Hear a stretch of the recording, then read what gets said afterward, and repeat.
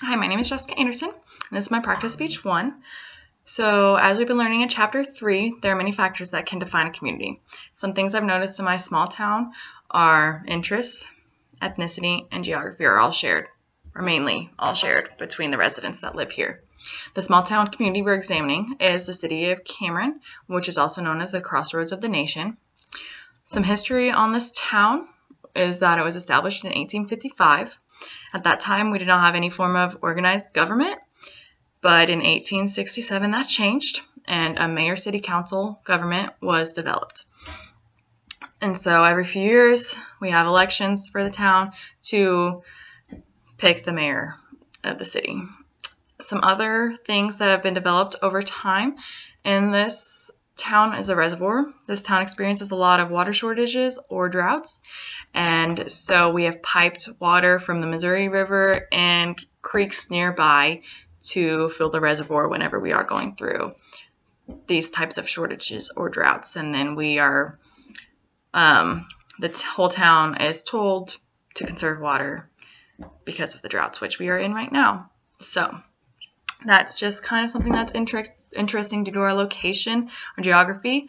But some other really important things that have been developed in our town is McCorkle Park. That park is used for many speeches and city events. There's also a fireman's memorial on the park ground. There's a fire truck and different other tributes to our firemen. We have a memorial park that's 150 acres, and that's in memory of our veterans. That's the largest park in town. And many of the veterans of the town are golfers. So they developed a golf course on the park ground.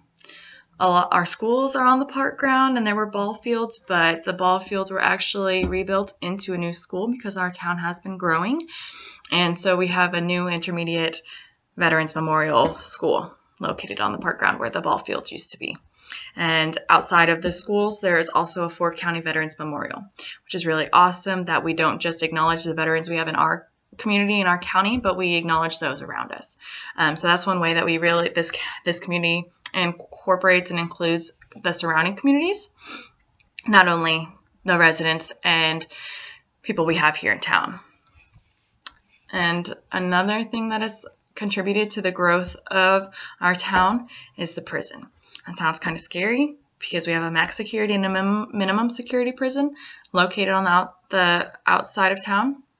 But that prison has brought a lot of wealth, and our population is larger because of this prison. People have moved here so that they're closer to any relatives or friends that are incarcerated.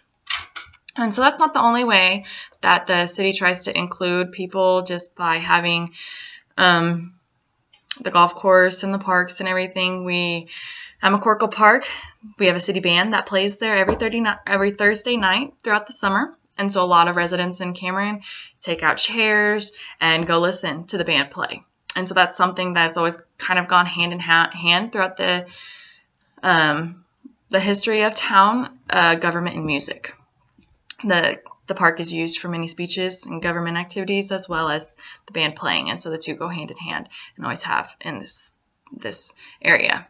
We also have a recreational park that brings a lot of families and kids, because we have an Olympic-sized pool. There's a playground. We have tennis courts and a picnic area. So it's a great place to celebrate birthdays and have other kinds of events like that. The town also has parades on a lot of holidays. We have St. Patrick's Day parade, Thanksgiving parade. We do homecoming parade because football is huge in this town. We do Friday night footballs. I know it's kind of a cliche for small towns, but that is one of the biggest way the residents get involved, and it's included. Everyone is included in these Friday nights and everything like that. So it's a really fun time. And it's really awesome to see the town come together and really support the athletes that we have. But one thing that's sad that I've noticed at these events is that there's not much ethnic diversity. Mainly, the town is filled with Caucasian white people. There has been more diversity coming into the town that I've noticed since I've grown here, but it's still filled with mainly white people. I would like to see that change as the town continues to grow. but the socioeconomic status of the residents is fairly diverse. So there are newer housing developments that have been built on the outskirts of town because some people have recently moved here, maybe more wealthy, but we do have families that have lived here for many years, for a long time, and they have wealth. So they have been developing new homes, and they have a big say on new developments within the town. So that's one way that you see the history and the history of the families shape the government and the order of the town today. The structure of the town is really influenced by those families that have been here for a long time, because everyone knows who they are, and they may be more trusted, or they have the money to put into the new developments that the town wants and to contribute to the growth that the town wants.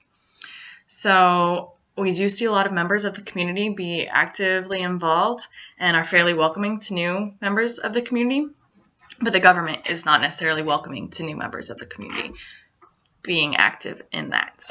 And so as the town continues to grow, I hope that this changes, and I hope that there is more ethnic diversity to come to this town. Thank you.